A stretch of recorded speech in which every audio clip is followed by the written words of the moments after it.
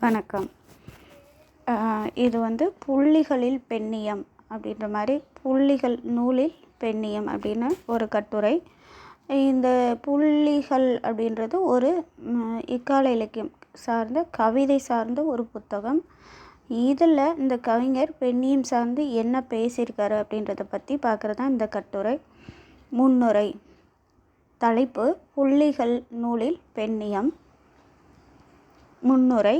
வரலாற்று சிறப்புமிக்க காப்பிய பாத்திரங்களை எடுத்துக்கொண்டு தன் புதுக்கவிதை நடையில் அப்பாத்திர உள்ளமைப்பை அழகாக பாடுபொருளாக்கியுள்ளார் இந்நூலாசிரியர். இவர் இவ்வாறு நேர்நிலை பாத்திரங்களை மட்டுமின்றி எதிர்நிலை பாத்திரங்களை பற்றியும் மிகச் சுருக்கமான நிலையில் தம் கவிதை நடையில் சுட்டி காட்டுகின்றார். இவர் தலைவிதிகள் அப்படின்ற மாதிரி என்னும் தலைப்பில் காப்பிய பெண் மாந்தர்களை சுட்டி அதன் மூலம் சமூக பிரச்சனைகளை சாடுகின்றார். இவரின் புள்ளிகள் என்னும் கவிதை தலைப்பில் பெண்களின் நிலை, வரதட்சணை கொடுமை ஆகியவற்றை ஆராய்வது இக்கட்டுரையின் நோக்கமாகும். பாவை நோன்பு. பெண்கள் மார்கழி மாதத்தில் திருமாலை போல் தங்களுக்கு கணவன் வேண்டுமென அதிகாலை பொழுதில் திருமாலை வேண்டி பாவை நோன்பு நோக்கின்றனர். அவ்வாறு அவர்கள் பாவை நோன்பு நோக்கும் நிகழ்வை கூறுமிடத்து, கண்ணனே தனக்கு கணவனாக வர வேண்டும் என்றும்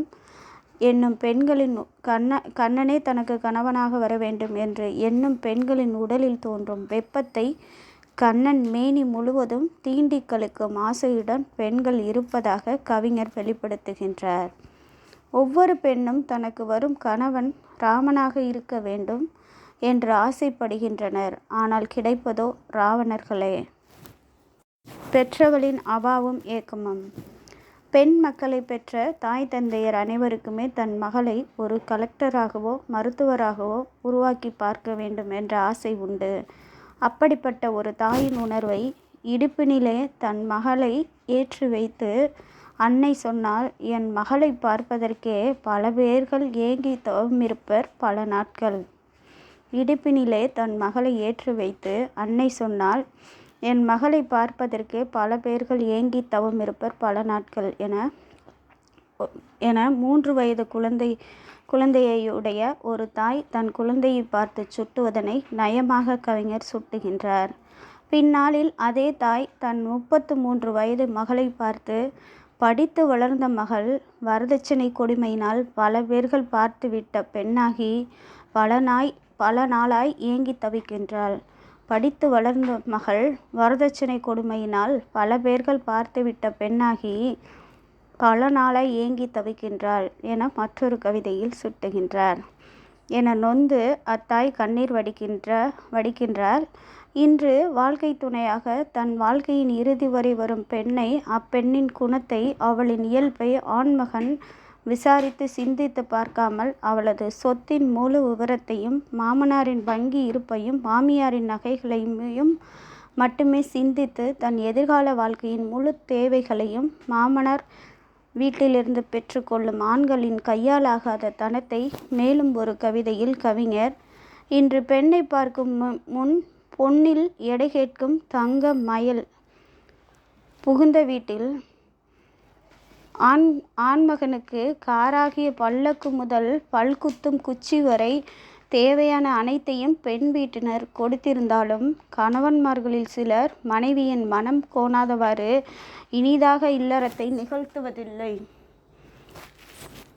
இதனை உணர்ந்த இவ்வாசிரியர், பொன்னகையும் கொடுத்து புன்னகையும் விட்டு கல்லானாலும் கணவனென கல் மனத்தார்களுடன் கைகோர்த்து மௌன நடைபுரியும் கண்ணகிகள். பொன்னகையும் கொடுத்து புன்னகையும் விட்டு கல்லானாலும் கணவனென கல் மனத்தார்களுடன் கைகோர்த்து மௌன நடனம் புரியும் கண்ணகிகள் என காப்பிய மாந்தரான கண்ணகியை மற்றொரு கவிதையில் கொண்டு, திருமணமான பல பெண்கள் கணவன் வீட்டில் கல்லாக உணர்வற்று இருப்பதாக பெண்களின் மன பிரதிபலிப்பை சுட்டுகின்றார் இவ்வாசிரியர். வரதட்சணை. அன்றாட தேவைகளையே நிறைவேற்ற இன்னல்கள் படும் தம் பெற்றோர்கள் மத்தியில் இன்று ஆண்மகன் வீட்டார் கேட்கும் வரதட்சணையை கொடுக்க இயலாது என எண்ணி தவிக்கும் வேளையில் அப்பெண்களின் நன்னடத்தையும் நல்லழகையும் கண்டு காதல் கொள்ளும் சில நல்ல ஆண்களின் வற்புறுத்தல்களால் இப்பெண்களும் தம் திருமணத்திற்கு தம் பெற்றோரின் பெருஞ்சுமையை குறைக்க காதல் ஒன்றே வழி என எண்ணி அவ்வாண்களின் மீது காதல் கொள்கின்றனர். காதல் என்னும் மாயை. இப்பெண்கள் ஆண்கள் மீது கொள்ளும் காதலை தங்கள் சுய இன்பத்திற்காக ஆண்கள் மறந்து அதனை தவறாக பயன்படுத்தி பெண்களின் கற்பை காதல் என்ற போர்வையில் சூறையாடி விடுகின்றனர். இந்நிகழ்வை இப்புள்ளிகள் நூலின் ஆசிரியர் அறிவு நம்பி ஊன் கலந்து உயிர் கலந்து ஒரே நாளில் அதை மறந்த உன்மத்தர்களின் அடையாளங்களை மட்டுமே சுமந்து திரியும் சகுந்தலைகள் என துஷ்யந்தனிடம் தன்னை இழந்த சகுந்தலை வாயிலாக உணர்த்துகின்றார். இன்றைய சகுந்தலைகளின் நிலை.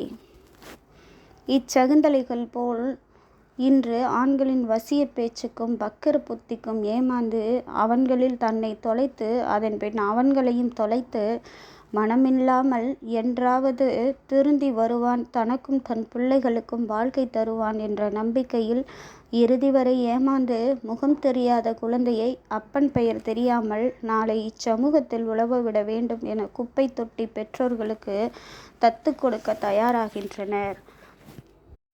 இன்றைய மணிமேகலைகள்.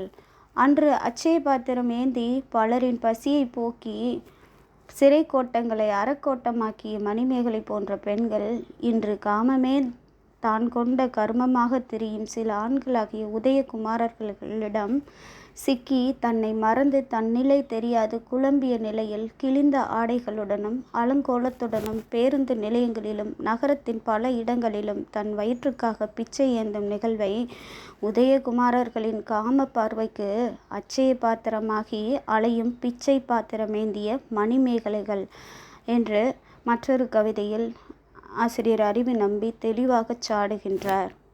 ராவணன் கையில் சீதை.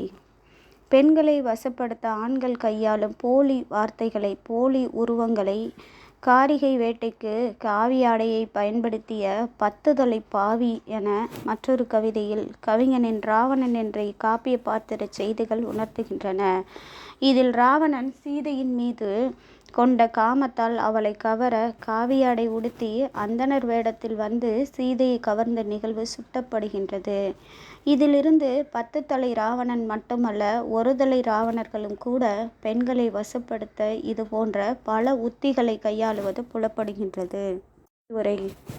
அறிவு நம்பி அவர்கள் காப்பிய பாத்திரத்தை எடுத்துக்கொண்டு அவற்றை இக்கால மக்களுடன் ஒப்பிட்டு கவிதை வரைந்துள்ளார். பெரும்பாலும் பெண்களுக்கு இழைக்கப்படும் இன்னல்கள், கொடுமைகள், தொல்லைகள், வரதட்சணை என்னும் கொடிய நோய் போன்றவற்றையும் தனது மகள் சிறு பிள்ளையாய் இருந்தபோது பெற்றவளுக்கு இருந்த ஆசையானது அப்பெண் வளர்ந்து பருவம் எய்தவும் எட்டாக்கனியாக மாறுவதையும் சுட்டி காட்டுகின்றார். இன்றைய உலகில் பெண்கள் காதல் என்னும் மாய உலகில் கட்டுண்டு தனது வாழ்க்கையை தொலைக்கின்றனர் என தனது மனக்குமுறல்களை கவிதைகளின் வாயிலாக அறிவு நம்பி அவர்கள் நன்கு புலப்படுத்தியுள்ளார் இக்கட்டுரையில். நன்றி, வணக்கம். ஊமை கூறல்.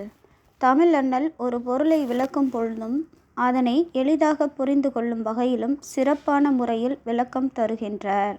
சான்றாக ஓமையியலில் ஓமை எவ்வாறு கூற வேண்டும் என்னும் நூற்பாவிற்கு விளக்கம் தர முற்படும் பொழுது, கடலன்ன காமம் என்றால் கடல் எவ்வளவு பெரிது, சொல்பவர் காமத்தின் மிகுதியை சுட்ட உயர்வு நவிர்ச்சி போல் மிகப்பெரிய ஒன்றை ஓமை சொல்கிறார்.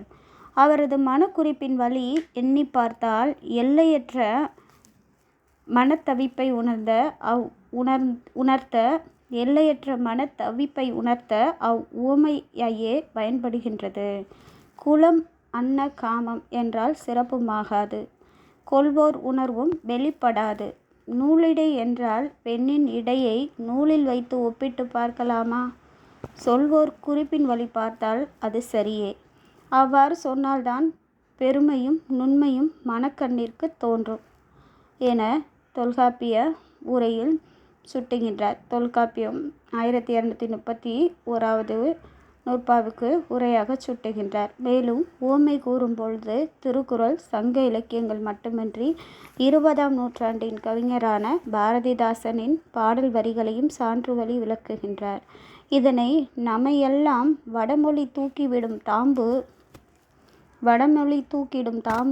நம் உரிமைதனை கடித்தது அப்பாம்பு. தாம்பு கயிறு போன்றது. இதில் நாம் உணர வேண்டிய எத்தனையோ செய்திகள் பல நூல்கள் வரிக்கத்தக்கவை அடங்கியுள்ளன என தனது 1241வது நூற்பா உரையில் சுட்டுகின்றார் இராம பெரிய கருப்பனாகிய தமிழண்ணல். எளிய விளக்கம்.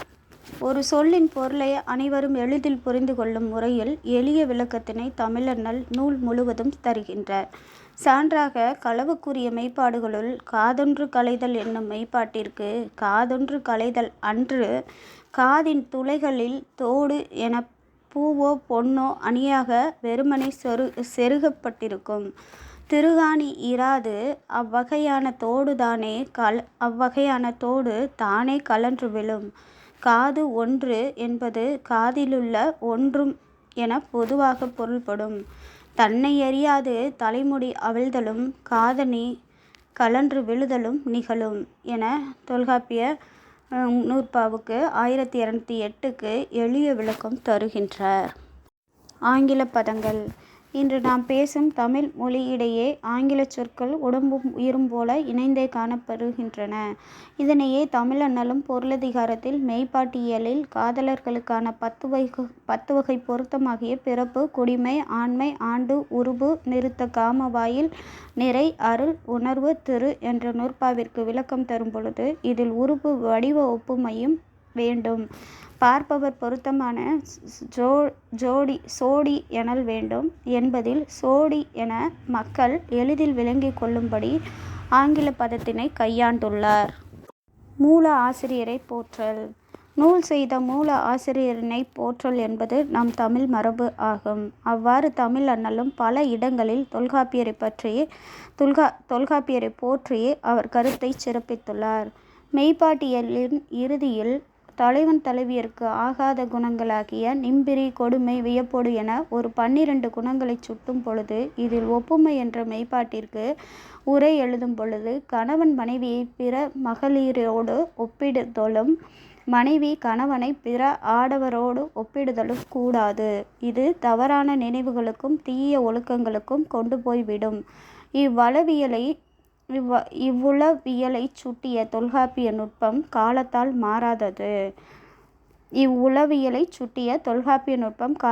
மாறாதது என தொல்காப்பிய நுட்பம் 1220க்கு உரை குறிப்பிடுகையில் மூல ஆசிரியனை போற்றும் திறம் வெளிப்படுகின்றது.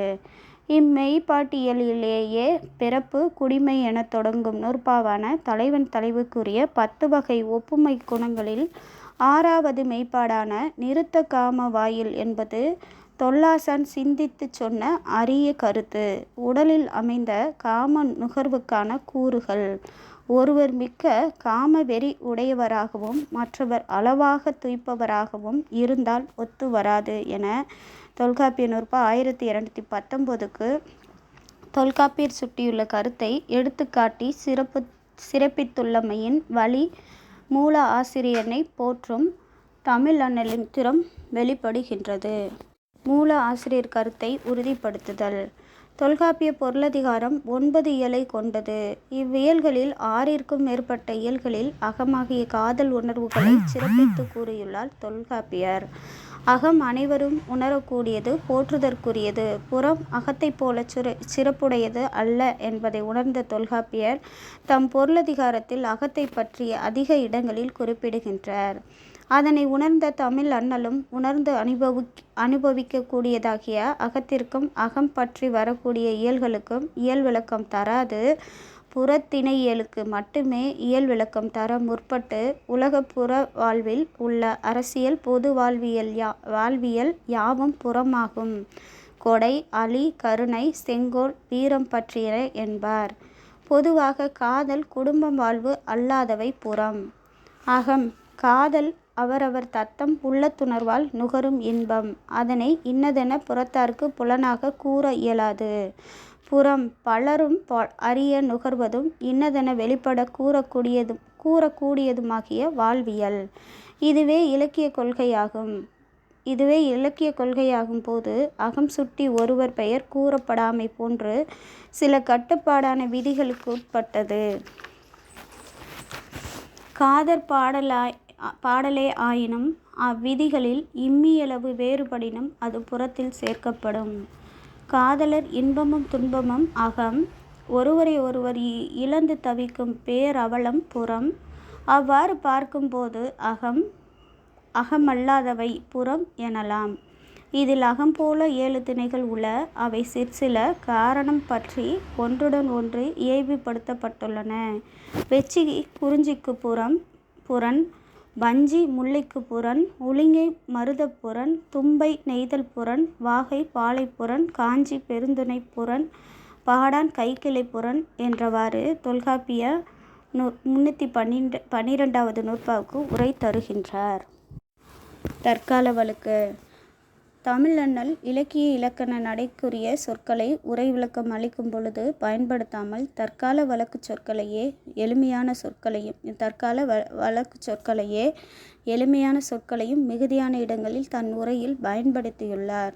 சான்றாக ஆறும் குலனும் காவும் ஆடி பதி இகழ்ந்து நுகர்தலும் உரிய என்ற தொல்காப்பிய நூற்பா 1137 நூற்பாவிற்கான உரையில் தலைவன் தலைவியர் ஊரை விட்டு பிரிந்து போய் ஆறுகளிலும் குளங்களிலும் நீராடியும் பூங்காக்களில் விளையாடியும் இன்பம் நுகர்தற்கும் உரியவர்கள் ஆவர் என்பதில் பூங்காக்கள் என்னும் தற்கால வழக்குச் சொற்களையே கையாண்டுள்ளார். மேலும் மெய்ப்பாட்டு இயலில் அச்ச மெய்ப்பாட்டிற்கான 4 நிலைக்கலன்களில் தம் இறை என்பதற்கு விளக்கம் தருகையில் தமக்கு மேலதிகாரிகளுக்கு அஞ்சுதல், தம் இறை என்ற தன் நுட்பம் அவர்களுக்கு மேலேயுள்ளவர்களுக்கு அஞ்ச நேரும் என்பதாம் என தொல்காப்பிய 1202வது நூற்பா உரையில் மேலதிகாரி என்னும் தற்கால சொல்லை கையாண்டுள்ளார். இதன் வழி உரையாசிரியர்களும் சமூக சார்புடையவர்கள் என்பதை அறிய முடிகின்றது. பிற உரையாசிரியர்கள் கருத்தை கையாளல். ஒரு சிறை நெஞ்சமோடு உசாவும் காலை உரியதாகலும் உண்டென மொழிப என்ற தொல்காப்பிய 1149வது நூற்பாவிற்கான கருத்துரையில் ஒரு பக்கத்தே இருந்து தன் நெஞ்சத்துடன் உசாவும் போது தலைவன் இருக்கும் இடம் போவோமா என கூறுவதுண்டு. ஆனால் போவதில்லை. சிலபோது தோழியுடன் இவ்வாறு வினவுவாள் என்பர் இளம்பூர்ணர் என இளம்பூர்ணர் கருத்தையும் அழிவில் கூட்டத்து மெய்ப்பாடுகளுக்கு விளக்கம் தந்த பேராசிரியர் கருத்தையும் முழு மன மகிழ்ச்சியோடு கூடும் கூட்டம் அழிவில் கூட்டம். இதில் வருவன வரைந்து எய்தும் அக்கூட்டத்திற்கு ஏதுவான மெய்ப்பாடுகள் என்பார் பேராசிரியர் என தொல்காப்பிய நூற்பா 1217 சில இடங்களில் நச்சர் கருத்தையும் எடுத்து தன் நூலில் செருக்கற்ற நிலையில் கையாண்டுள்ளார் தமிழண்ணல். முடிவுரை.